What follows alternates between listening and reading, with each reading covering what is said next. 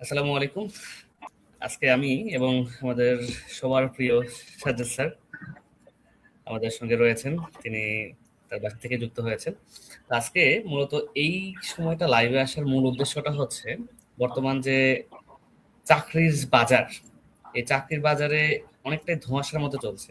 মনে হবে না এটা আসবে স্যার, নবম মোটা দাগে শিক্ষক আমরা নিয়োগ। কথা বলবো শিক্ষক নিবন্ধন, প্রাইমারি, বিসিএস তিনটারই সর্বশেষ সার্কুলারের কি অবস্থা এবং আপকামিং সার্কুলার কবে কি আসতে পারে। এর বাইরে আমরা কথা বলবো হলো 11 থেকে 20তম গ্রেডের সার্কুলার গুলো নিয়ে, এবং ব্যাংকের কোশ্চেন অ্যানালাইসিস নিয়েও টুকটাক কথা বলবো, এবং ব্যাংকের সামনের যে বড় সার্কুলার গুলো আসন্ন এইসব নিয়েও কথা বলবো। Thank you sir. স্যার কেমন আছেন স্যার? সবার প্রথম প্রশ্ন হচ্ছে এটা। অনেকদিন পরে দেখলাম আপনাকে। আলহামদুলিল্লাহ, আমরা ভালো আছি। ওকে, আমরা শুরু করি এবং সাথে যদি একটু কমেন্ট বক্সটা চেক করার চেষ্টা করি। যারা যুক্ত হচ্ছেন তারা একটু কষ্ট করে কমেন্ট বক্সে কমেন্ট করবেন। কে কোথা থেকে যুক্ত হচ্ছেন সেটিও কমেন্ট করবেন আপনারা, তাহলে আমরা একটু জানতে পারবো। আমরা প্রথমেই আলোচনা শুরু করতে চাই স্যার, নিবন্ধন নিয়ে শুরু করতে চাই, কারণ এটা প্রশ্নটা অনেকের কাছেই বেশি হয়ে থাকবে। নিবন্ধন নিয়ে স্যার কথা নিবন্ধন বললে প্রথমেই একটা বিষয়ে আমরা কথা বলবো যে সার্কুলারটার কি অবস্থা। সার্কুলারটার পেছনে কলকাঠি নাড়ছে বেশ বড় বড় কয়েকটা বিষয়। তার মধ্যে অন্যতম একটা বিষয় হলো 1 থেকে 12তম নিবন্ধন পরীক্ষায় যারা পাশ করেছে ওনাদের ব্যাপারে মিনিস্ট্রি কিছু একটা করতে চাচ্ছে, এবং তারা একবার চিঠিও দিয়েছে আমাদের এনটিআরসিএ কর্তৃপক্ষের কাছে। এবং এনটিআরসিএ কর্তৃপক্ষ জানিয়েছে যে চিঠির কথা ছিল এরকম, বিধি অনুযায়ী 1 থেকে 12তমদের জন্য যেন এনটিআরসি ব্যবস্থা গ্রহণ করে। তো এনটিআরসি কর্তৃপক্ষ সেই চিঠির বিপরীতে বলেছে যে বিধি অনুযায়ী তাদের সার্টিফিকেটের মেয়াদ হলো 3 বছর, সর্বশেষ বিধি অনুযায়ী ওটাও শেষ, এবং আবেদনের বয়স সীমা 35 বছর, ওইটাও শেষ। তো বিধি অনুযায়ী তাদের জন্য আসলে আর করার কোনো সুযোগ নেই। তো তারা এই জন্য আবারও শিক্ষা মন্ত্রণালয়ের কাছে জানতে চেয়েছে যে বিধি অনুযায়ী আসলে কি করতে বলা হয়েছে সেটার বিস্তারিত ব্যাখ্যা। 1 নম্বর পয়েন্ট। 2 নম্বর পয়েন্ট হলো, এই নিবন্ধন সার্কুলারটা আসার আগে কথা ছিল আমাদের বদলি নীতিমালায় যে পরবর্তী সার্কুলার দেওয়ার আগে পূর্ববর্তী শিক্ষকদের বদলির প্রক্রিয়াটা শেষ করে তারপরে আবার নতুন সার্কুলার আসবে। এটা আমাদের বদলি নীতিমালা 2026 এনটিআরসি এর পক্ষ থেকে যে বদলির প্রক্রিয়াটা হবে সেটা সম্পর্কে এই বদলি নীতিমালায় বলা আছে। তো ওইখানে বলা আছে পরবর্তী নিয়োগ কার্যক্রম শুরুর আগে পূর্ববর্তী শিক্ষকদের বদলির কার্যক্রম শেষ করা হবে। তো সেই অনুযায়ী ওনারা বদলি কার্যক্রমটাও শুরু করেছে। আপনারা দেখবেন যে টেস্ট লাইভে এটা ওয়েবসাইটে রান দিয়েছিল বদলির যে প্রক্রিয়াটা। এটা গেল 2 নম্বর প্রসেস, ওইটা নিয়ে কাজ চলছে। 3 নম্বর প্রসেস যেটা, সেটা হলো শিক্ষক নিবন্ধনের সার্কুলার দিতে হলে আগে সিলেবাস প্রয়োজন হয়। তো সিলেবাস তো একটা অলরেডি আমাদের অবশ্যই। আছে। সাধারণত সমাজ বিজ্ঞানে তো রাষ্ট্রবিজ্ঞানের প্রশ্ন করবে না, বা গণিতের জন্য তো আর ইংরেজি প্রশ্ন করবে না। তো তাদের প্রশ্নের একটা সিলেবাস অলরেডি আছে 18তম নিবন্ধন পর্যন্ত, যেই সিলেবাসের পরীক্ষা হতো ওই একই সিলেবাস, জাস্ট প্রশ্নের টাইপটা হবে এমসিকিউ। তবে এর বাইরে কিছু অল্প বিস্তর সংযোজন বিয়োজন হতে পারে, এবং সেটা করার জন্য একটা কমিটি হয়েছিল গত ডিসেম্বর মাসে 2025 সালে। সেই কমিটি তাদের রিপোর্ট জমা দিয়েছে এবং সেই রিপোর্ট বর্তমানে শিক্ষা মন্ত্রণালয়ের হাতে আছে। এখন মন্ত্রণালয় অনুমোদন দিলে ওইটাই হয়ে যাবে শিক্ষক নিবন্ধনের নতুন সিলেবাস। তবে এক্ষেত্রে খুব বেশি পরিবর্তনের সুযোগ নেই, 2-1টা বিষয়ে একটু বেশি পরিবর্তন হতে পারে। সেটা হলো সামাজিক বিজ্ঞান অনুষদ, ভৌত বিজ্ঞান অনুষদ। তো এই ধরনের বিষয়গুলোতে কি যেগুলো হয় সাবজেক্ট গুলো এক্ষেত্রে, মার্জ হয়েছে, মানে একাধিক সাবজেক্ট হ্যাঁ, অন্তর্ভুক্ত রয়েছে। সাবজেক্ট ওয়াইজ কোশ্চেন হয়। যেমন ধরেন আমাদের সামাজিক বিজ্ঞান অনুষদে গতবার 7টা সাবজেক্ট থেকে আবেদন করা গেছে, তো ওই 7টা সাবজেক্ট থেকেই প্রশ্ন করা হয়েছিল। এবার আবেদন করা যাচ্ছে 12টা সাবজেক্ট থেকে। তো এবারও কি 7টা সাবজেক্ট থেকে প্রশ্ন করবে নাকি 12টা সাবজেক্ট থেকে প্রশ্ন করবে, এটা হলো দেখার বিষয়, সিলেবাসে কি আপডেট আসে। বাট ওই স্পেসিফিক যে সাবজেক্ট গুলো ওইগুলোর সিলেবাসে মোস্ট প্রবাবলি বড় কোনো পরিবর্তন আসবে না, এটা শিওর করেই বলা যাচ্ছে। তো সিলেবাসের কাজ শেষ হলে মিনিস্ট্রি অনুমোদন দিলে সার্কুলার দিতে পারবে। এটা গেল 3 নম্বর পয়েন্ট। আর 4 নম্বর পয়েন্টে এনটিআরসি এর চেয়ারম্যান পরিবর্তন হয়েছেন। চেয়ারম্যান মহোদয়ের যে পরিবর্তন, লাস্ট 10 মাসের মধ্যে 4র্থ চেয়ারম্যান বর্তমানে চেয়ারে বসেছেন, বাট অফিস করা শুরু করেননি, হয়তো আগামী সপ্তাহে শুরু করবেন। এবং এই গত বুধবার বৃহস্পতিবার 2 দিন হয়তো এসেছিলেন, সোমবার পর্যন্ত তাকে অফিসে পাওয়া যায়নি, মঙ্গলবারও আসেননি, বুধবার বৃহস্পতিবার বোধহয় অফিসে ছিলেন, এটার তিনি আপডেট আমি জানি মঙ্গলবার না। থেকে অফিস তো করেছেন, তিনি, মঙ্গলবারে অফিস হ্যাঁ, করেছেন শুরু করে, সর্বশেষ, আমি এটা শুনেছিলাম বা জেনেছিলাম। এটা যদি তিনি অফিস শুরু করেন তারপরে তিনি আর কি এই সিদ্ধান্তগুলো নিতে পারেন, এরকম অথরিটি তিনি, যেহেতু অথরিটি কেউ ছিল না এতদিন, এই কারণে এটা একটু পিছিয়ে গিয়েছে। এগুলোই মোটা দাগে বড় কারণ। স্যার, তাহলে মোটামুটি আমরা ধরে নিতে পারছি, ধরে বলতে বলাই যায় ঈদের, যেহেতু কোরবানি ঈদের, আমাদের ঈদুল আজহা খুব একটা সময় যেহেতু নয়, তো মানে ঈদের আগে সার্কুলার আসার সম্ভাবনা খুবই ক্ষীণ স্যার বলতে একটা পারেন স্যার। দুঃখের বিষয় বলবো যে আমরা ধরে নেওয়ার চেয়ে বড় ব্যাপারগুলো পত্রিকাওয়ালারা গিয়েছিল এনটিআরসি কর্তৃপক্ষের সাথে যোগাযোগ করতে যে আপনারা সার্কুলার কবে দিতে চাচ্ছেন, কি অবস্থা। তো তারা বলছে আসলে বাস্তব কথা হলো কবে সার্কুলার হতে পারে আমরাও জানি না, যেহেতু অলরেডি তারা 3-4টা তারিখ মিস করেছে এবং সেটা নিয়ে আমরা কোচিংওয়ালারা কথাও বলেছি যে এই এলো ওই এলো, আগামী সপ্তাহেই পাবেন, এই মাসেই পাবেন, আগামী মাসের শেষে আসবে, রোজার ঈদের পরে আসবে। তো এই করতে করতে কোরবানিও চলে আসছে এবং এই ভয়ে তারা এখন আর এটা নিয়ে কথাই বলেনি। এবং লাস্ট ডেইলি ক্যাম্পাসকে দেওয়া যে তাদের সাক্ষাৎকার একজন কর্মকর্তার বিবৃতি অনুযায়ী তিনি বলেছেন যে আমরা এখনো শিওর জানি না যে কবে সার্কুলারটা হবে, তবে ওনারা না জানলেও আমরা জানি যে ঈদের পরে সার্কুলারটা হবে, ঈদের আগে হওয়ার কোনো চান্স নাই। এইটাই ঈদের আপাতত পরে আছে। যেহেতু হবে, যেহেতু আমরা কোন ঈদ সেটা না বলি আপাতত, যেহেতু এখন পর্যন্ত গ্যারান্টিড কিছু না, এটা নিয়ে কথা না বলি আমরা তবে এখন আমার জন্য মোটামুটি। হচ্ছে এইটা জুন মাসের শেষ নাগাদ, এখন তো মে মাস চলে, মে মাসের 28 তারিখ মোস্ট প্রবাবলি হলো আমাদের কোরবানি। তো জুন মাসের শুরুতে তো অফিস শুরু করতে করতে বেশ কয়েকদিন লেগে যাবে, জুন মাসের শুরুতে হওয়ার মাঝামাঝি সম্ভাবনা হয়তো তারা কম থাকবে। সবকিছু চূড়ান্ত করতে পারলেও জুন মাসের শেষ নাগাদের আগে সার্কুলার হওয়ার সম্ভাবনা কম। তবে জুনে সার্কুলার না হলেও পরের মাসে হবে। আবার বলেন না যে তা ওই মাসে না আমরা হলে ধরতে পারি যে তাহলে তার জুনের পরের মাসে। শেষে কিংবা জুলাই মাসে মানে গড়াইতে পারে সময়টা। আর এরকম। দেশে অনেক কিছু পরিবর্তন হয়েছে তাহলে জুলাই ভাই কেউ বিপ্লবের বেশি ফলে, ইনফরমেশন আছে না। বাট চাকরি প্রার্থীদের জন্য স্যার মনে হয় আরেকটা না তেমন প্রশ্ন, হয়েছে। নিবন্ধনে একটা প্রশ্ন যে ওই যে সাবজেক্টিভ স্যার 140 হবে কিনা, এটা নিয়ে অনেকেই জানতে চেয়েছিল। এইটার ব্যাপারেও একটু মজা করেই কথাটা বলতে হয়। সেটা হলো আমাদের ওই যে একটা ঘটনা বলি, সেটা সবাই শুনলে মজা পাবে। আমরা একবার যাচ্ছিলাম, তো ড্রেনের পাশে একটা লোক দাঁড়িয়ে দাঁড়িয়ে কিছু দেখছিল। ওনাকে দেখে ওনার পাশে আরো 3-4 জন লোক এসে দাঁড়িয়েছে। তো বললো কি হয়েছে ভাই, বললো ভাই কথা বলেন না, একটা জিনিস খুঁজতেছি, খুবই মূল্যবান জিনিস। তো ওনারা বলছে তাহলে ভাই আমরাও খুঁজি, বলেন কি। বলছে যে খুবই মূল্যবান জিনিস, তো ওনারাও খোঁজা শুরু করছে। তো এরপরে হলো ওনারা 3-4 জন দাঁড়ানো দেখে আরো কয়েকজন এসে দাঁড়িয়েছে যে এখানে কি হচ্ছে কি হচ্ছে না। তো হলো খুবই মূল্যবান জিনিস পড়ে গেছে, এটা খুঁজছি। তো এই করতে করতে আস্তে আস্তে ওইখানে 10 জন 15 জন 20 জন হয়ে গেছে এবং সবাই খুঁজছে। তো যার জিনিস ওই লোকটা রাগ করে চলে গেছে, ওই লোকটা রাগ করে চলে গেছে, কারণ জিনিসটা ছিল একটা 5 টাকার কয়েন। কিন্তু পরবর্তী যারা লোকজন আসছে এরা কেউই জানে না আসলে এখানে কি খোঁজা হচ্ছে এবং কার হারানো গিয়েছে। সবাই যে যাকে জিজ্ঞেস করে সবাই বলে মূল্যবান জিনিস। এবং তারপরে কথাটার রূপ কেমনে পরিবর্তন হচ্ছে শোনেন। একজন বলতেছে শুনলাম এখানে সোনা পড়ছে, একজন বলছে সোনার অনেকগুলো গহনা করে গেছে।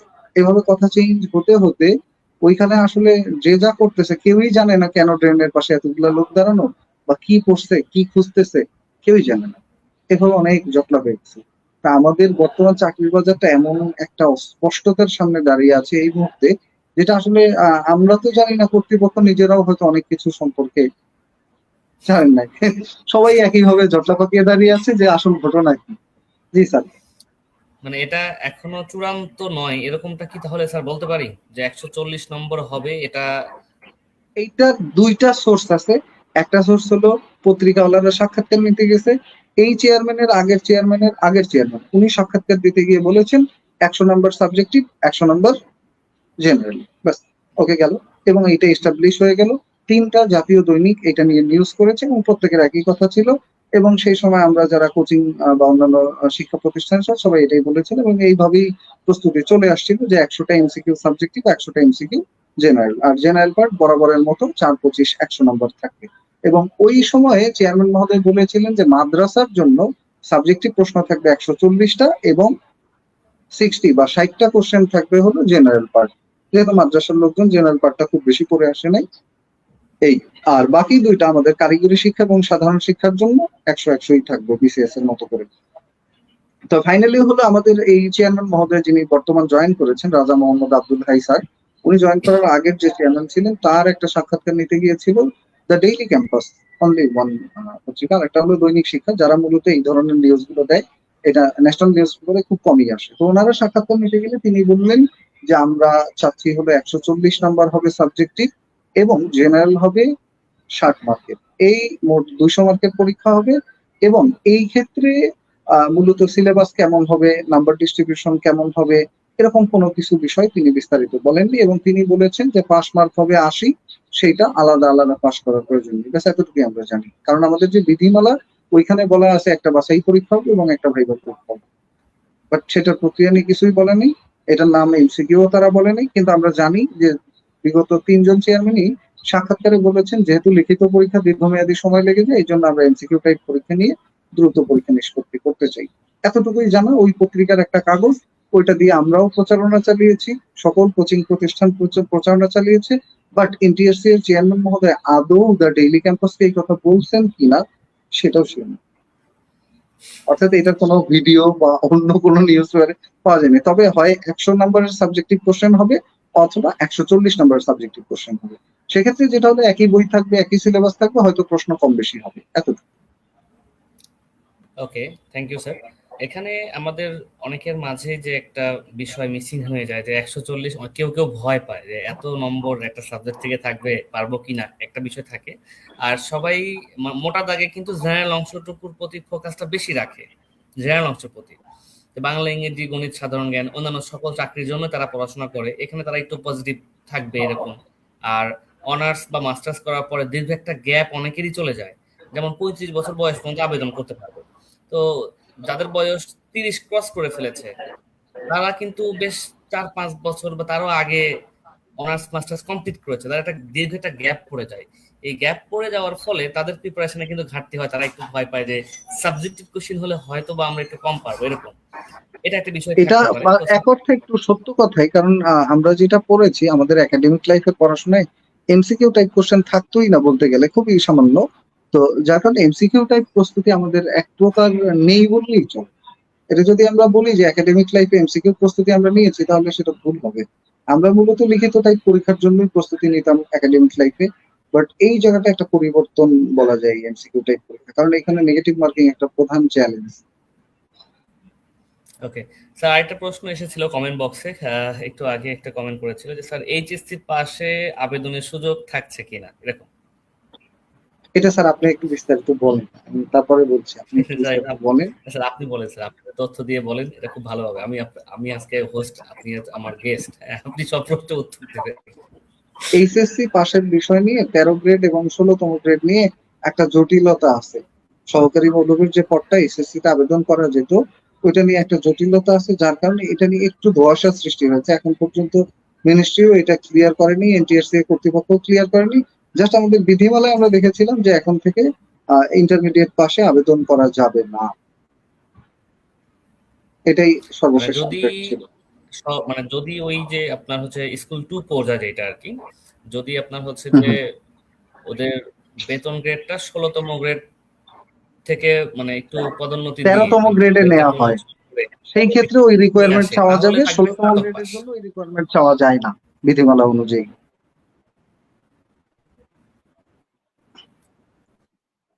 আচ্ছা, বিদ্যাবাড়ি তো ইলন মাস্কের নেটওয়ার্ক ইউজ করে, তারপরে আবেদন করবে। আর যদি এই 16তম গ্রেড থাকে তাহলে মনে হয় যে এইচএসসি পাস করে আবেদন করা যেতে পারে। এইচএসসি পাশেও আবেদন থাকতে পারে, কারণ বিধিমালা অনুযায়ী 16তম গ্রেডের কোনো পরীক্ষার জন্য অনার্স চাওয়ার বিধান নেই বা ডিগ্রি চাওয়ার বিধান নেই, ডিগ্রি পাস। স্যার আপনার কাছে একটা প্রশ্ন, আপনারা তো বিদ্যাবাড়িতে কোন নেট ইউজ করেন? আপনাদের এরকম ঝিরঝির দেখা যাচ্ছে কেন মাঝে মধ্যে? ইন্টারনেট কানেকশনে আজকে একটু প্রবলেম হচ্ছে, আজকে সারাদিন ব্যাপী প্রবলেমটা হচ্ছে। তো আমাদের বিদ্যাবাড়িতে আমার জানা মতে তো ইলন মাস্কের নেটওয়ার্ক নিয়ে এসেছি আমরা। হ্যাঁ, নেটওয়ার্ক নিয়ে আসলো, আজকে একটু প্রবলেম হচ্ছে। আজকে সন্ধ্যার মানে সারাদিন ব্যাপী বলবো না, এই বিকেলের পর থেকে একটু টুকিটাকি প্রবলেমটা শুরু হয়েছে। এর বাইরে প্রাইমারি নিয়ে কোনো কিছু আপনার? হ্যাঁ, এনটিআরসি এর পরবর্তীতে আমরা একটু চলে যাই আমাদের প্রাইমারি নিয়ে কথা বলতে গেলে প্রথমে চলে আসে প্রাইমারি প্রধান শিক্ষক পরীক্ষার আপডেট নিয়ে। স্যার এই প্রাইমারি প্রধান শিক্ষক পরীক্ষার আপডেটটা আমরা বলবো যে এই পরীক্ষার পেছনেও কলকাঠি নাড়ছে একটা পক্ষ। সেই পক্ষের ইচ্ছা হলো 100% পদোন্নতির মাধ্যমে যারা সহকারী শিক্ষক আছেন ওনারাই প্রধান শিক্ষক হবেন, বাইরে কোনো পরীক্ষা না হোক। এবং ওনাদের আন্দোলনের পরিপ্রেক্ষিতে আমরা দেখতে পেয়েছি প্রথম যে সার্কুলারটা ছিল ওইটা 2200 পদের বেশি ছিল, সার্কুলার প্রায় 2300-র কাছাকাছি। ওই সার্কুলারটার এগেইনস্টে ওনারা আন্দোলন করেছিলেন এবং সেই আন্দোলনের প্রেক্ষাপটে পরবর্তীতে যে সংশোধিত সার্কুলার আসে ওইখানে পদ সংখ্যা 1122টা হয়ে যায়, অর্থাৎ প্রায় অর্ধেক ওনাদের আন্দোলনের প্রেক্ষাপটে। এবং অলরেডি এটাই বলা আছে বর্তমান বিধিমালায় 80% পদোন্নতির মাধ্যমে নিয়োগ পাবে এবং 20% পাবে হলো সরাসরি নিয়োগের মাধ্যমে। এরপরেও আরো একটা ঘাপলা আছে, ওনারা আন্দোলন করতেছেন 100% যাতে পদোন্নতির মাধ্যমে দেওয়া হয় নিয়োগ। তো এটা নিয়ে একটা জটিলতা আছে। আর দ্বিতীয় হলো পিএসসি এই পরীক্ষাটা নিয়ে বোধহয় একটু ঢিলেমিতে পড়ে যাচ্ছে। এটা কেন পড়ে যাচ্ছে আমরা জানি না, কারণ মাঝখানে এই সার্কুলারটার পরে 3টা বিসিএস এর প্রিলি এবং লিখিত পরীক্ষা শেষ করে ফেলেছে তারা। বাট এই একটা নন ক্যাডার পরীক্ষা এখন পর্যন্ত তারা নিতে পারেনি। এটার পেছনে বোধহয় অনেকগুলো বড় বড় কারণ আছে, আরো ইন্টারনাল কারণ যেগুলো লাইভে আমরা বলতে পারছি না। তবে আমরা ওই একইভাবে বলে যাচ্ছি যে এই পরীক্ষাটা ঈদের পরে হবে, ঈদের আগে হওয়ার চান্স নেই। আর ঈদের পরে বলতে তাও ঠিক কতদিন পরে এটা আমরা শিওর না। তবে প্রাইমারির একটা জটিলতা মানে আছে, অনেকে সেটা আজকে হলো মানে আজকে অনেকে যেটা বলেছিল স্যার, বিভিন্ন আমি এর আগে একটা লাইভে এসেছিলাম, সেখানে বেশ কিছু কমেন্ট পেয়েছিলাম যে অনেকে বলছিল যে 12ই জুন মেবি কোনো একটা ফেসবুক কোনো গ্রুপ বা কোনো পেজ মেবি এরকম একটা পোস্ট করেছে এরকম যে কোনো 12ই শব্দ, জুন কোনো কথা যারা লিগ্যাল কর্তৃপক্ষ তারা এখন পর্যন্ত এরকম কোনো কিছুই বলেনি। মানে এরকম নির্দিষ্ট কোনো ডেট এখনো হয় নাই, তার মানে বলতে পারি যে জুনেও পরীক্ষা হওয়ার এমনও সম্ভাবনা হতে কম পারে থাকে। তারা আরো 2-3 চিন্তা মাস করে সময় জুন পেতে পেরিয়ে পারে। এমনও হতে পারে এটিও পরীক্ষার মতো, আমাদের যে লাস্ট এটিও পরীক্ষাটা ছিল নন ক্যাডার 158 জনের, ওই পরীক্ষাটা কিন্তু এরকম আটকে গেছিল। পরে আর পরীক্ষার কোনো ফিনিশিং এই পৌঁছায় নাই, পরীক্ষা শেষ ওই পর্যন্তই থেমে গেছে। আমাদের যে এই এনটিআরসি এর যারা প্রতিষ্ঠান প্রধান এবং সহকারী প্রতিষ্ঠান প্রধান, ওনাদের তো প্রিলি পরীক্ষা খুব তাড়াহুড়ো করে নিয়ে নিল। প্রায় 79 পৃষ্ঠার সিলেবাস দিছে, মাত্র 79 পৃষ্ঠার সিলেবাস দেওয়ার পরে এইটার আপনার সব মিলায় বোধ হয় 34 বা 44 দিনের মাথায় পরীক্ষা নিয়ে নিছে। ব্যাস, এখন প্রিলি নেওয়ার পরে ভাইবার সময় আসলো, এখন আবার ঘাপলা বেঁধে গেল যে ভাইবা কবে হবে, এখন পর্যন্ত কিছু বোঝা যাচ্ছে না। একটা পক্ষ অলরেডি একটা সংবাদ সম্মেলন করেছে এই সপ্তাহের শুরুর দিকে। তাদের মূল কথা ছিল যে আমরা কমিটির মাধ্যমে প্রতিষ্ঠান প্রধান নিয়োগ এই প্রক্রিয়াটা ফেরত চাই, পরীক্ষার মাধ্যমে এটা নিয়োগ না দেওয়া হোক, এটা অন্যায় হচ্ছে। এটা হলো বিষয়। তো এইটার ক্ষেত্রে ঠিক তেমনই একটা প্রক্রিয়া চলমান আছে বোধহয় আমার জানা মতে। তবে এই ক্ষেত্রে আমার যতদূর মনে হয় শিক্ষার্থীদেরকে সচেতন হতে হবে, তাদেরকে সামনে আসতে হবে, এগুলো নিয়ে কথা বলতে হবে। কারণ বর্তমানে আরো একটা বিষয় শোনা যাচ্ছে, সেটা হলো আমাদের যে প্রাইমারি স্কুলের প্রধান শিক্ষক পদের এবং সহকারী শিক্ষক পদের সব মিলিয়ে বোধহয় 70 থেকে 78 হাজারের আজকে নেটওয়ার্কের জন্য 15 তারিখের। আমরা একটু মনে হয় ডিসকানেক্ট হয়ে যাচ্ছি লাইভ হ্যাঁ, থেকে সমস্যা নেই, বারবার। আমি কানেক্টেডই আছি স্যার, আমি কথা বলছি। আমরা কথা বলছিলাম যে আমাদের যারা আছে প্রথম আলো আজকে একটা নিউজ করেছে, সেই রিপোর্টের মূল কথা হলো এরকম যে আমাদের প্রায় 78 হাজারের মতো প্রাইমারি স্কুলগুলোতে শূন্য পদ রয়েছে এই মুহূর্তে, এবং তীব্রতা শূন্য পদের বেশ ভালো রকমের। শূন্য পদের ভালো রকমের তীব্রতা হওয়ার কারণে কর্তৃপক্ষ চাচ্ছে এই শূন্য পদগুলো পূরণ করার জন্য যারা অবসরপ্রাপ্ত শিক্ষকগণ রয়েছেন তাদেরকে পুনরায় ডেকে নিয়ে পুল গঠন করে তাদেরকে নিয়োগ দিতে, খণ্ডকালীন বা স্বল্প বেতনে বা এরকম কিছু একটা প্রক্রিয়া। আপনারা কি আছেন, আমার কথা শুনতে পাচ্ছেন? হ্যালো বিদ্যাবাড়ি,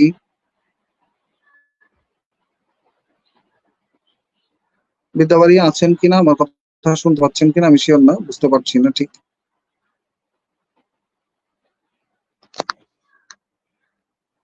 হ্যালো, ওকে, আমাকে তো শুনতে পাচ্ছেন ক্লিয়ার। আমি তাহলে বলি আমাদের এখানে মূল যে বিষয়টা, যদি এরকম প্যানেল গঠন করা হয় এবং ওনাদেরকে নিয়োগ দেওয়া হয় যারা অবসরপ্রাপ্ত শিক্ষক, সেক্ষেত্রে আমি বলবো যারা অনার্স মাস্টার্স পাস করে অনেকদিন ধরে বেকার আছেন, সার্কুলার অপেক্ষা করছেন, তাদের জন্য এটা মারাত্মক একটা দুঃসংবাদ এবং ভয়ঙ্কর নিউজ হতে পারে। এটা আমার কাছেও ভালো লাগেনি যে আমাদের যদি আসলেই শিক্ষক সংকট খুবই তীব্র হয়, সেক্ষেত্রে আমরা কেন অবসরপ্রাপ্ত শিক্ষকদেরকে ডাকতে যাব?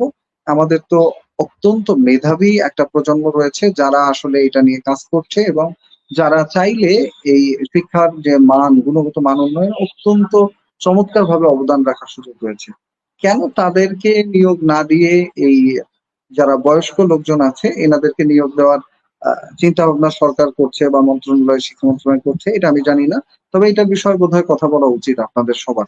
এটা আজকের নিউজে, আজকে হলো প্রথম আলো নিউজ করেছে এবং এটা আমাদের পেজে দেওয়া হয়নি, আমরা দিয়ে দিব একটু পরে, এটা সম্পর্কে বিস্তারিত তাহলে বুঝতে পারবেন। এর বাইরেও প্রাথমিক বিদ্যালয়ে যারা 14,384 জন সহকারী শিক্ষক, ওনাদের নিয়োগ প্রক্রিয়ার যে পুলিশ ভেরিফিকেশন, এটা এই মুহূর্তে চলমান আছে এবং প্রায় শেষের দিকে, হয়তো আর 10 থেকে 15 দিন, মানে 10 থেকে 15 কর্মদিবস প্রয়োজন পূর্ণাঙ্গ পুলিশ ভেরিফিকেশন শেষ করতে। এটা হয়ে গেলেই তারপরে তাদের জয়েনিংটা হবে। তো জয়েনিং এর আগে একটা ট্রেনিং এর কথা বলা হয়েছে মাননীয় মন্ত্রী মহোদয়, মাননীয় শিক্ষামন্ত্রী, উনি বলেছেন যে তাদের প্রথমে একটা ট্রেনিং করে তারপরে যোগদান করতে হবে। এবং এটা আবার বলা আছে যে পিটিআই ট্রেনিং এ যদি তারা পাশ করতে না পারে তাহলে তাদেরকে বাদ দিয়ে দেওয়া হবে, এরকম কথা বলে। বাস্তবতা হলে এটা ভুয়া। কারণ হলো পিটিআই ট্রেনিং এ এ যাবৎকালে কোনোদিনই কাউকে ফেল করার কারণে বাদ দেওয়া হয় নাই, এবং পিটিআই ট্রেনিং এ ফেল করার কারণে কাউকে বাদ দেওয়ার ইতিহাস এখন পর্যন্ত দেখা যায় না। সেক্ষেত্রে ওই ধরনের পরিপত্র বা প্রজ্ঞাপন জারি করে তারপরে এই কাজটা করতে হবে। মৌখিক কথায় আর সরকারি অফিস বা প্রতিষ্ঠান চলে না।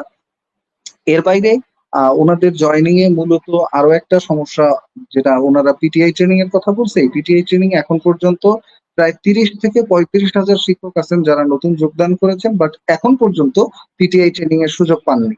যেহেতু আমাদের নতুনরা এখনো পিটিআই ট্রেনিং শেষ করতে পারেননি, অর্থাৎ যারা অলরেডি অনেকদিন চাকরি করছেন, সেক্ষেত্রে আপনারা যারা যোগদান করবেন তাদেরকে 10 মাসের পিটিআই ট্রেনিং এ পাঠাবে কিনা আদৌ, এটা আসলে সময় সাপেক্ষ, বুঝতে গেলে সময় লাগবে।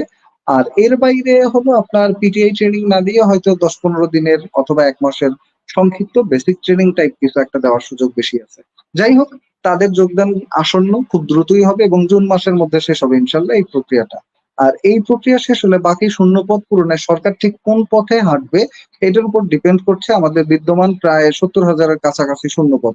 এইটা 70,000 শূন্যপদ না, বলা যায় যে প্রধান শিক্ষকদের 32,000, যাদের পদ শূন্য আছে, 32,000 প্রধান শিক্ষকের পদ শূন্য। এই পদে যদি সহকারী শিক্ষকদেরকে প্রমোশন দিয়ে দেওয়া হয় তাহলে নিচের যে পদগুলো ফাঁকা হবে সেখানে 32,000 পদ ফাঁকা হবে। এর বাইরে আরো কিছু পদ কি আছে, এর বাইরে আমাদের সহকারী শিক্ষক পদে 20,000 প্লাস পদ ফাঁকা আছে। এটা আজকের প্রথম আলোর রিপোর্ট। এবং গত এপ্রিল মাসের 14 অথবা 16 তারিখে মাননীয় মন্ত্রী মহোদয় বলেছেন যে আমাদের প্রাইমারি শিক্ষা প্রতিষ্ঠানগুলোতে 60,000-এর বেশি পদ শূন্য আছে এবং এই পদগুলো আগামী 3 মাসের মধ্যে অথবা 6 মাসের মধ্যে তারা নিয়োগ দিয়ে ফেলতে চান। এখন নিয়োগ দেওয়ার ক্ষেত্রে দেখলাম আজকের প্রথম আলোতে এটাও বলা আছে যে তারা মূলত একটা পুল করতে চাচ্ছেন অবসরপ্রাপ্ত শিক্ষকদের নিয়ে এবং তাদেরকে দিয়ে এই যে শিক্ষকদের তীব্র সংকট এটা পূরণ করতে চাচ্ছেন। যদি এইটা পূরণ করে ফেলে তাহলে আর সার্কুলার দেখতে হবে না এবছরে। আর যদি এটা না হয় তাহলে অবশ্যই একটা হিউজ অ্যামাউন্টের সার্কুলার প্রাইমারির ক্ষেত্রে আপনারা পেতে যাচ্ছেন। আর বিসিএস এর ক্ষেত্রে যদি আমরা বলি, বিসিএস এর ক্ষেত্রে নতুন সার্কুলার বলতে একটাই নিয়ম, সেটা হলো প্রতি নভেম্বর মাসে সার্কুলার আসে এবং তার পরেই পরীক্ষা হয়। এটা হলো বিসিএস এর ক্ষেত্রে। এবং সেক্ষেত্রে নভেম্বরে যদি সার্কুলার আসে আগামী ফেব্রুয়ারি বা মার্চ 2027-এ এই পরীক্ষাটা হবে, 51তম বিসিএস প্রিলিমিনারি পরীক্ষা, এবং সার্কুলার নভেম্বর মাসে বরাবরের মতোই পেয়ে যাবেন ইনশাল্লাহ, যদি কোনো ব্যত্যয় না ঘটে নিয়মের। বা পিএসসি যেহেতু সাংবিধানিক প্রতিষ্ঠান, তারা তাদের যে নিয়ম কানুন আছে এই নিয়ম কানুনের বাইরে কাজ করে না। আর এর বাইরে 11 থেকে 20 গ্রেডের অনেকগুলো মন্ত্রণালয় বা অনেকগুলো অধিদপ্তরের শূন্যপদ ক্রিয়েট করা হয়েছে, পূর্ববর্তী শূন্য পদ আছে, এগুলোর তথ্য সরকার নিচ্ছে। এবং আমরা একটা পত্রিকার নিউজে দেখেছিলাম 5 লাখের মতো শূন্য পদ আছে এবং সবগুলোই সরকার পূরণ করতে চায়। বাস্তবতা হলে এর অর্ধেক অথবা 3/1 পদের সার্কুলার আপনারা এই বছরের মধ্যে পেতে পারেন। এতগুলো পদের সার্কুলার জীবনে আসবে না, সর্বোচ্চ আপনার 50,000 বা 1 লাখ পদের সার্কুলার আসবে এবং এই সার্কুলারটা খুব দ্রুত আসা শুরু করবে। এতটুকুই কথা। আর এর বাইরে আরেকটা যেটা আমরা কথা বলবো সেটা হলো ব্যাংকের। ব্যাংকেরটা এই মুহূর্তে বেশ ভালো একটা পজিশনে আছে, ব্যাংকের সার্কুলার গুলো এবং পরীক্ষা আজকে হয়ে গেল 2টা পদের পরীক্ষা, এবং আজকে রেলওয়ের একটা পরীক্ষা হলো। এর বাইরে আরো কিছু পরীক্ষা আসছে। এই জন্য 11 থেকে 20তম গ্রেডকে এই মুহূর্তে ফোকাস করা চাকরি প্রার্থীদের জন্য বেটার হবে। এর বাইরে মূলত চাকরি প্রার্থীদের এই মুহূর্তে যেটা ফোকাস করতে হবে সেটা হলো চাকরি প্রার্থীদের এই মুহূর্তে মূলত তাদের দাবি দেওয়া নিয়ে নিজেদেরই কথা বলতে হবে। কারণ হলো তাদেরটা নিয়ে কেউ কথা বলবে না। কোচিং প্রতিষ্ঠান হয়তো 2-4 কথা বলছে, বাট এটা যথেষ্ট না। এই যে প্যানেল করে পুরাতন বয়স্ক শিক্ষকদেরকে পুনরায় ফিরিয়ে নিয়ে আসা, একটা সার্কুলার দিতে 2 বছরের বেশি সময় দেরি লাগা, এরপরে এখন পর্যন্ত 2 বছর বসে একটা পূর্ণাঙ্গ সিলেবাসে পৌঁছাতে না পারা, 11-20 গ্রেডের যে শূন্য পদগুলো রয়েছে মিনিস্ট্রি বা অধিদপ্তর ভিত্তিক, এইগুলোর এখন পর্যন্ত সার্কুলার না হওয়া, ইত্যাদি ইত্যাদি সবকিছু মিলায় একটা ডিসগাস্টিং অবস্থা। এবং গত 1 বছরে এই জটিলতার মধ্যে, অথবা ধরতে পারি জুলাই গণ অভ্যুত্থান থেকে এই পর্যন্ত ঠিক যতখানি সময় শিক্ষার্থীদের নষ্ট হলো, সার্কুলার আসতে দেরি হলো, অনেক সার্কুলার আটকে আছে, শূন্য পদ নিয়ে কোনো সিদ্ধান্তহীনতায় ভুগছে মিনিস্ট্রি গুলো, তো এই যে যাদের বয়সটা 2 বছর কমে গেল, এই 2 বছর বয়স তো হয়তো অনেকের 2 বছরই লাস্ট টাইম ছিল, সে তো আর আবেদন করতে পারবে না। তো তার ঘাটতি পূরণ কিভাবে হবে, এটাও কিন্তু একটা বিষয়। সে হয়তো ব্যাকডেট ছাড়া আর আবেদন করার সুযোগ পাবেন না। আবার হয়তো সার্কুলার আসতে আসতে আরো 2-3 মাস লাগলে সেক্ষেত্রে আরো অনেকের বয়স শেষ হয়ে যাবে। তো এইসব বিষয়গুলো নিয়ে মূলত আপনাদেরই কথা বলা উচিত, দেন আমরা হলো ব্যাক এন্ডে আপনাদেরকে সাপোর্ট দিতে পারি। অবশ্যই রফিক স্যার। স্যার, এখানে আরেকটা কথা আপনার সঙ্গে একটু অ্যাড করতে চাই। এই যে নিবন্ধন বলেন বা প্রাইমারি সহকারী শিক্ষক বা প্রধান শিক্ষক, এগুলো তো অনেক মানে লং প্রসেসে চলে যাচ্ছে। তারা যদিও চাচ্ছে যে দ্রুততম সময়ে শিক্ষক নিয়োগ দিবে, বাট মূলত সার্কুলার এই বা ব্যাচটা পরীক্ষা, নিয়ে তারা নতুন একটা এক্সপেরিমেন্ট করতে যাচ্ছে। তো নর্মাল এখন প্রসেসে থাকলে আসলে বলা যেত আগামী 15 দিনের মধ্যে এরা জয়েন করবে। পুলিশ হ্যাঁ স্যার, ভেরিফিকেশন শেষ হলে আর কোনো কাজ থাকে না, এরপর জয়েনিং। কিন্তু স্যার এই যে প্রাইমারি সহকারী শিক্ষকের যে ব্যাপারটা, যারা ওরা চাচ্ছিল যে যারা রিটায়ার্ড করে ফেলেছে যে সমস্ত শিক্ষকগণ, তাদেরকে নিয়ে আসার জন্য, এটা আসলে কতটা যুক্তিসঙ্গত হবে বলে মনে করছেন? আমরা একটু আগে এটা নিয়েই কথা বলছিলাম যে আজকের পত্রিকায়, প্রথম আলো পত্রিকায় এটা নিয়ে বিস্তারিত লিখেছে যে প্রাথমিক বিদ্যালয়ে বিশাল শূন্য পদ আছে, বাট এটা পূরণ করতে চাচ্ছে অবসরপ্রাপ্ত বয়স্ক শিক্ষকদেরকে পুনরায় ফিরিয়ে আনার মাধ্যমে। বাট আমার কথা হলো হোয়াই, আমাদের তো হিউজ ম্যান পাওয়ার রয়েছে যারা তরুণ, ইয়ং, এনার্জেটিক, পাবলিক ইউনিভার্সিটি থেকে পড়াশোনা শেষ করেছে বা প্রাইভেট ইউনিভার্সিটি, ন্যাশনাল ইউনিভার্সিটির আন্ডারে ভালো ভালো সাবজেক্ট থেকে গ্রাজুয়েশন কমপ্লিট করেছে।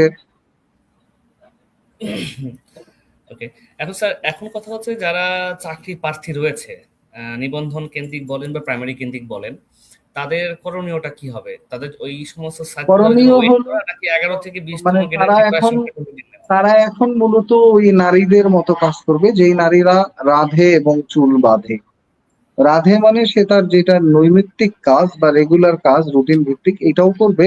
আর পাশাপাশি চুল বাঁধবে মানে শক্ত করে অন্যান্য কাজের দিকেও মনোনিবেশ করবে। অর্থাৎ যেমন তাদের বয়স বাড়ানোর বিষয়টা নিয়ে কথা বলতে পারে, ব্যাকডেট নিয়ে কথা বলতে পারে। এটা না হলে অনেকেই ক্ষতিগ্রস্ত হবে। এখন হয়তো অনেকে ভাবছে যে আমার কি, বাট যখন এটা আসবে সার্কুলার, তখনই দেখা যাবে যে কারা ক্ষতিগ্রস্ত হচ্ছে।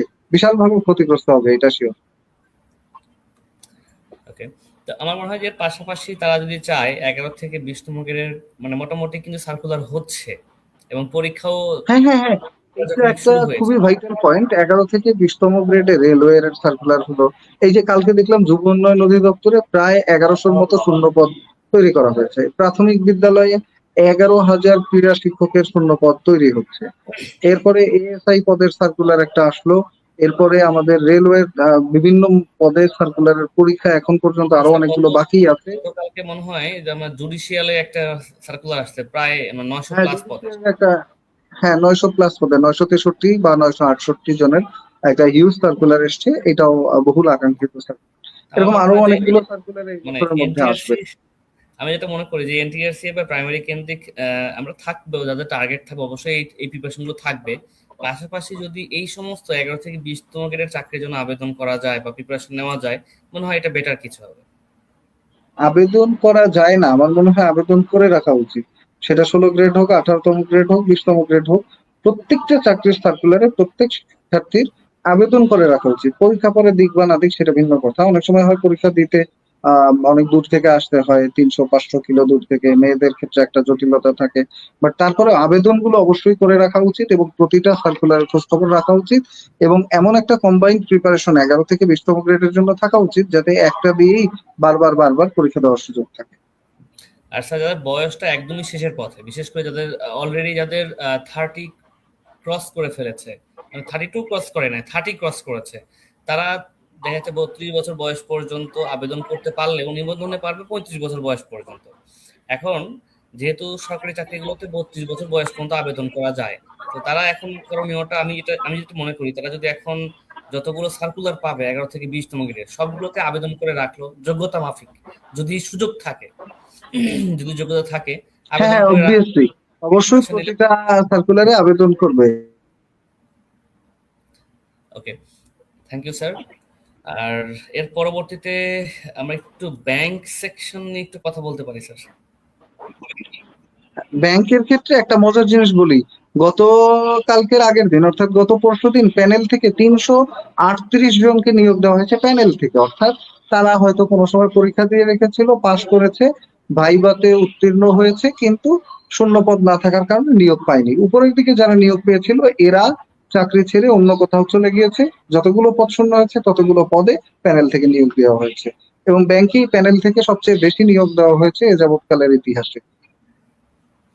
স্যার, ব্যাংকে আজকে সিনিয়র অফিসারের যে প্রশ্ন প্যাটার্ন, প্রশ্নের মান, এটা নিয়ে যদি বলতেন যে পরবর্তী ব্যাংকে আমি চাকরি বললাম যে পরীক্ষা চাকরি প্রার্থীরা যদি ব্যাংকে চাকরি পেতে চায় তাদেরকে নতুন করে ভাবতে হবে। বিশেষ করে অ্যানালিটিক্যাল কোশ্চেন গুলো আজকে যে পরীক্ষাটা হয়েছে, আই এম ড্যাম শিওর যে এইখানে যদি তাদের হাতে মোবাইলও থাকতো হয়তো তারপরেও পূর্ণাঙ্গ প্রশ্নের অ্যান্সার করা টাফ হয়ে যেত টাইমের ক্ষেত্রে। এই টাইমের মধ্যে খুঁজে বের করা বোধহয় পরীক্ষক নিজে পরীক্ষা দিলেও পারতেন কিনা আমার কাছে যথেষ্ট ডাউট আছে এটা নিয়ে। আমার মনে হয় যে এর পরবর্তীতে বিশেষ করে কিছুদিন আগে যে বাংলাদেশ ব্যাংকের এডির একটা নতুন সার্কুলার ছিল, সিলেবাসটা দেওয়া হয়েছে, হ্যাঁ। এই সার্কুলার যারা পরীক্ষা দিবে তাদের এখন থেকে সাবধান হয়ে সে মাফিক প্রিপারেশন নেওয়া উচিত। অবভিয়াসলি বিশেষ করে অ্যানালিটিক্যাল স্কিলস যেটা আছে এই পার্টটা বিশেষ করে দেখা উচিত। ব্যাংকিং নলেজ সম্পর্কিত জেনারেল নলেজের যে পার্টটা আছে এইটা ভালো করে বিশেষ করে দেখা উচিত, কারণ এই পড়াশোনাটা অন্য কোনো চাকরির সিলেবাসের সাথে বা অন্য কোনো পরীক্ষার সাথে খুব বেশি একটা ম্যাচ করে না। কিন্তু আমরা অনেক বিষয় নিয়েই কথা বললাম, এখন সর্বশেষের দিকে আমরা কি শেষ করার দিকে ঠিক চলে আছে, যাই। আমরা শেষ করে দিতে পারি এবং মোটামুটি চাকরি প্রার্থীদের জন্য আমাদের যে লাস্ট ব্যাচে গণিত এবং ইংরেজি চর্চায় রাখুন নিয়মিত, পাশাপাশি অন্যান্য সাবজেক্টও না পড়লে ভুলে যাবেন। যদি আপনি মনে করেন যে সার্কুলার হচ্ছে না বা পরীক্ষা নেই সামনে তাহলে আর পড়াশোনার দরকার নেই, তাহলে আপনি কন্টিনিউয়াস একটা প্রসেস থেকে বাইরে বেরিয়ে যাচ্ছেন, 2 মাস 3 মাসের গ্যাপ করলে আবার নতুন করে শুরু করতে হবে। এটা করবেন না, অনুগ্রহ করে কন্টিনিউয়াস একটা প্রসেসের মধ্যে লেগে থাকুন। তো আমরা স্যারের সাথে কথা বললাম দীর্ঘক্ষণ ধরে, স্যারের ব্যাস কাছ থেকে এতটুকুই আমার কথা। পরামর্শ পেয়েছি, উপদেশমূলক কিছু কথা যেটা চাকরি প্রার্থীদের জন্য অনেক হেল্পফুল হবে। তো অনেক অনেক ধন্যবাদ স্যার, ব্যস্ততার মাঝেও আমাদেরকে এত রাতে সময় দেওয়ার জন্য। অসংখ্য ধন্যবাদ আপনাকেও আমাকে স্মরণ করার জন্য, এবং বিদ্যাবাড়ির সকলের আর প্রতি অনেক অনেক শুভকামনা, ভালোবাসা। একটা কথাই বলবো, কেউ খুব বেশি টেনশন করবেন না, হতাশ হবেন না। রিজিক অবশ্যই আপনারা আছে, যেখানে নির্ধারিত আছে আপনি সেখানে অবশ্যই যেতে পারবেন, সেটা যে ওয়েতে হোক। ওকে, থ্যাংক ইউ। তো আমি আমাদের যে সমস্ত শিক্ষার্থী বৃন্দ রয়েছেন তাদের সবাইকেই ধন্যবাদ জানিয়ে আমরা আজকে এখানে শেষ করতে যাচ্ছি। ওকে স্যার, ওকে, আবারও অসংখ্য ধন্যবাদ ধন্যবাদ, আপনাকে। শুভকামনা আপনাদের জন্য। বিদায় নিচ্ছি আমরা। আল্লাহ হাফেজ। থ্যাংক ইউ সবাইকে, আল্লাহ হাফেজ।